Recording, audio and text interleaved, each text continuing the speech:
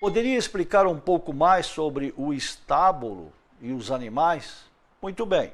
No livro As Três Montanhas, do mestre Samael, e aqueles que estudaram mitologia grega também, irão lembrar que um dos trabalhos de Hércules foi o de limpar os estábulos do rei de Álgias.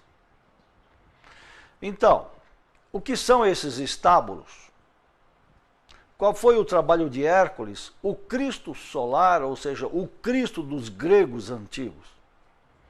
Um dos seus trabalhos foi exatamente o de limpar essa estrebaria, os estábulos, talvez uma palavra mais bonita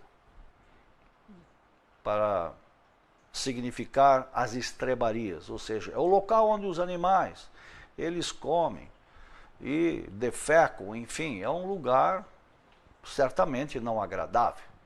E se não cuidar dos estábulos, aquilo se transforma com o tempo num amontoado de estrume, ou seja, de sujeiras, os dejetos dos animais que ali então se abrigam, recebem alimento, enfim.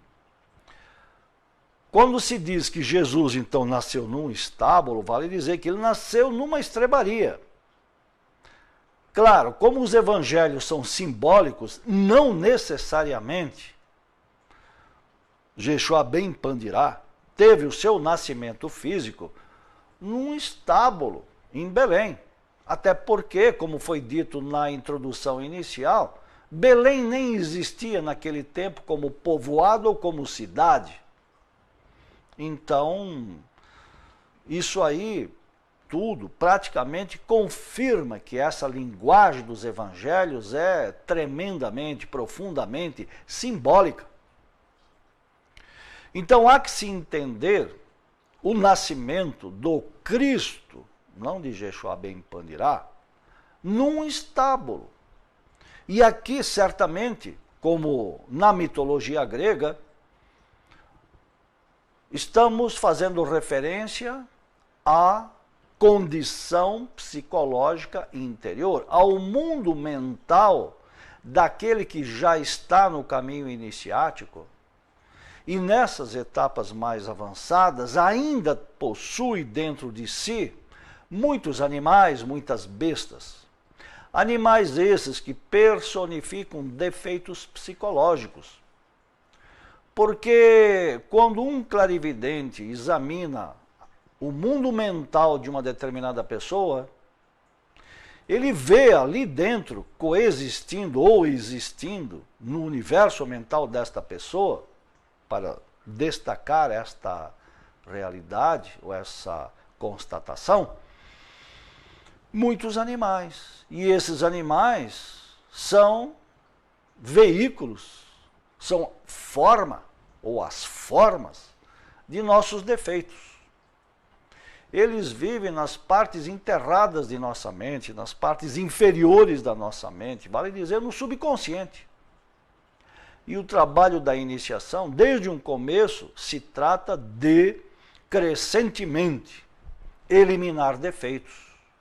Ou seja, matar os animais, eliminar essas bestas que vivem nas profundidades de nossa mente. Então, quando se diz que o Cristo nasceu, não Jeshua ben Pandirá, mas quando dizemos que o Cristo nasceu, ele nasceu numa estrebaria, numa manjedoura, num estábulo, onde haviam muitos animais. Porque isso é uma simbologia, isso é uma alegoria.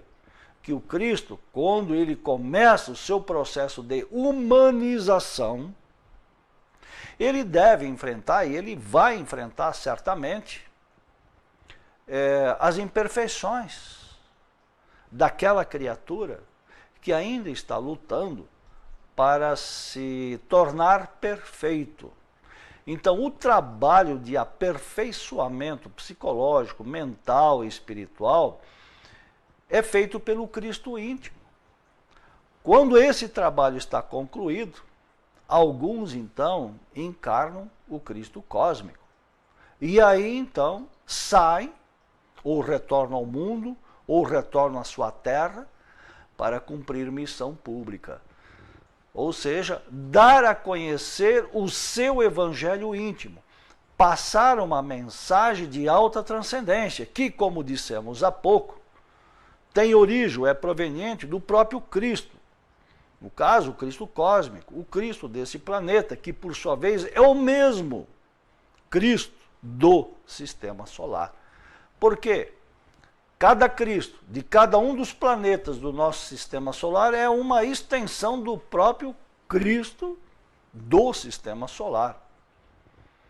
Então podemos dizer que o Cristo planetário terrestre é exatamente o mesmo Cristo ou Logos solar do nosso sistema.